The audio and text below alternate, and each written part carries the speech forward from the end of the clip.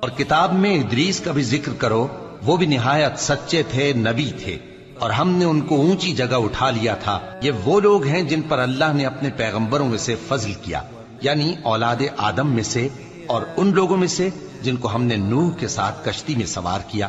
اور ابراہیم اور یعقوب کی اولاد میں سے، اور ان لوگوں میں سے جن کو ہم نے ہدایت دی اور جنہیں برگزیدہ کیا۔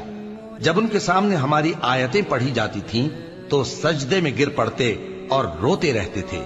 پھر ان کے بعد چند ناخلف ان کے جانشین ہوئے جنہوں نے نماز کو ضائع کر دیا اور خواہشات نفسانی کے پیچھے لگ گئے، سو ان قریب ان کو گمراہی کی سزا ملے گی۔ ہاں، جس نے توبہ کی اور ایمان لایا اور عمل نیک کیے تو ایسے لوگ بہشت میں داخل ہوں گے اور ان کا ذرا نقصان نہ کیا جائے گا، یعنی ہمیشہ کی بہشتوں میں جس کا اللہ نے اپنے بندوں سے وعدہ کیا ہے کہ جو ان کی آنکھوں سے پوشیدہ ہے۔ بے شک اس کا وعدہ